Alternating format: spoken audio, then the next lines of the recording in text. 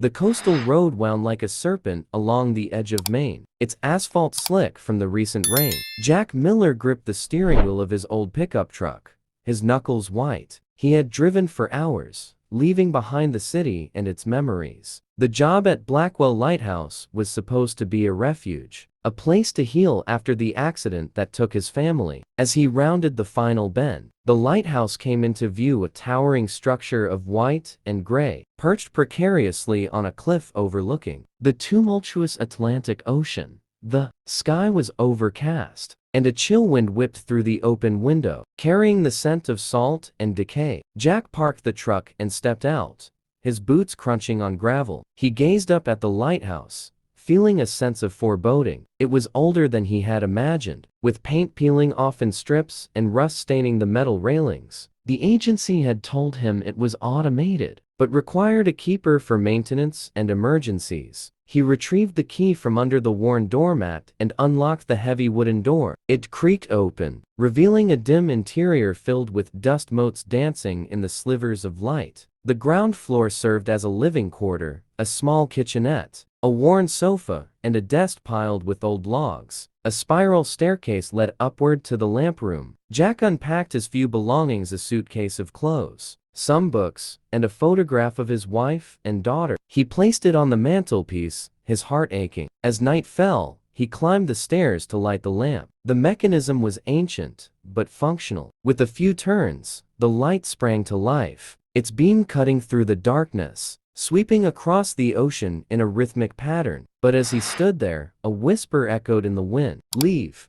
Jack spun around, but he was alone. He shook his head, blaming fatigue. Later, in bed, he dreamed of drowning, a cold hands pulling him into the depths. He woke with a start, the sound of waves crashing against the rocks below. The whisper lingered in his mind, a ghostly echo. The next morning, Jack decided to explore the lighthouse thoroughly. Sunlight streamed through the grimy windows, illuminating particles of dust. In a drawer beneath the desk, he found a leather-bound journal, its pages yellowed with age. The name, Samuel Blackwell, was inscribed on the cover, the previous keeper, from 50 years ago. Jack sat on the sofa and began to read. The early entries were mundane: weather reports, ship sightings, maintenance notes. But as he progressed, the tone shifted. Samuel wrote of strange noises, whispers from the sea, footsteps when no one was there. He mentioned a woman's voice, singing in the fog. The entries became increasingly frantic. "She calls to me," Samuel scribbled. "I see her in the waves." The final entry was barely legible.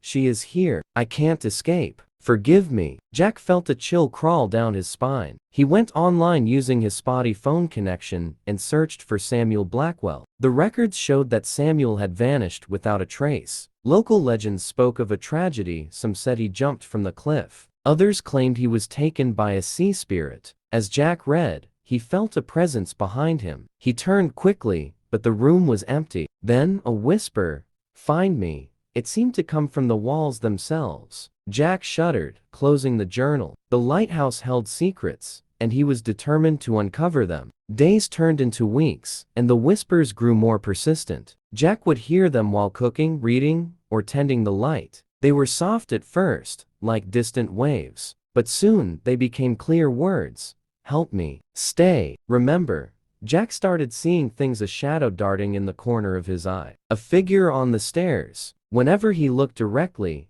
it vanished. He began to doubt his sanity. The isolation was weighing on him. One evening, as he polished the lens in the lamp room, he saw her, a woman in a tattered blue dress, her hair long and wet, as if she had emerged from the sea. She stood at the top of the stairs, her eyes hollow and sad. Jack froze, his breath catching. "Who are you?" he stammered. She lifted a pale hand, pointing downward, then faded into nothingness. Jack rushed down, but found only empty rooms. That night, he barely slept, listening to the whispers that now felt like they were in the room with him. He knew he wasn't alone. A storm warning crackled over the radio. A severe gale was approaching. Jack secured the lighthouse, checking the windows and doors. By nightfall, the storm hit with fury. Rain lashed against the walls, and wind howled like a beast. The power flickered and died, so Jack started the backup generator. The light continued its sweep,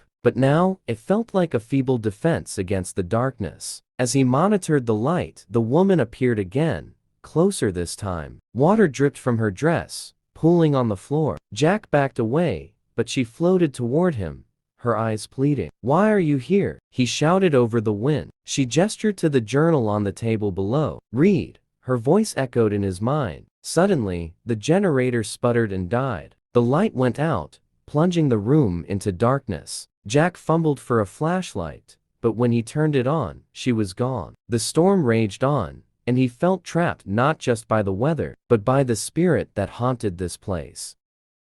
With the storm still raging, Jack descended to the living area and picked up Samuel's journal. He read it cover to cover, this time focusing on the later entries. Samuel had written about finding a woman on the shore. Elena, he called her. She was from a ship that sank decades ago, but she wasn't human. Samuel described her as a siren, a creature of the sea who had taken human form. She needed the lighthouse's light to return to her world, but Samuel had fallen in love with her and refused to let her go. In rage, she cursed him, driving him mad. In his insanity, Samuel killed his family who were visiting, then disappeared, presumably into the sea. Elena's spirit became bound to the lighthouse, unable to move on unless a new keeper took Samuel's place. Jack realized that Elena was the woman he had seen. She wanted him to become the eternal keeper, trapped like Samuel. The whispers were her attempts to communicate. Jack felt a mix of pity and fear. He had to free her or himself.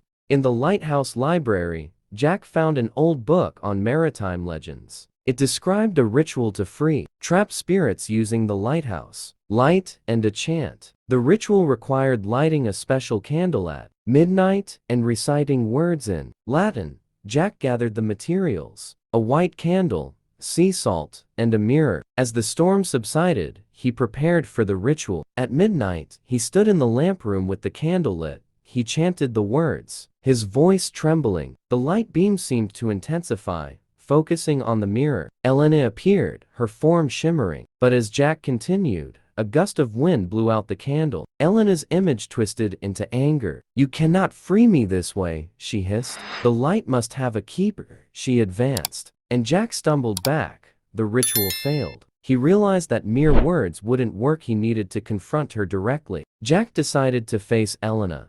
He returned to the lamp room and turned the light to its brightest setting. "Elena," he called, "I know your story. I won't be your prisoner." She materialized before him, her eyes burning with centuries of loneliness. "You understand nothing," she said. "I am bound here by love and guilt. Samuel's love trapped me, and now I need another to take his place." Jack shook his head. There must be another way. He remembered the book said that sirens are vulnerable to pure light. He adjusted the lens, focusing the beam directly on her. She screamed, a sound like breaking glass, and began to fade. "You may free me, but the light will always demand a keeper," she whispered, before disappearing. The room fell silent, but Jack felt no victory, only a profound sadness. With Elena gone, the whispers ceased, and the lighthouse felt peaceful. Jack thought he was free to leave, but as he packed his bags, he noticed the light flickering. Without constant care, it would fail, and ships would crash on the rocks. He thought of the lives at stake, and realized that his duty bound him here, not by a ghost, but by his own conscience. He unpacked his bag and returned the photograph to the mantle. He would stay as the keeper, watching over the sea. Sometimes, in the light's beam, he thought he saw Elena's face, smiling sadly. He had found his purpose, but at the cost of his freedom. The lighthouse had a new keeper, and the whispering light was silent at last.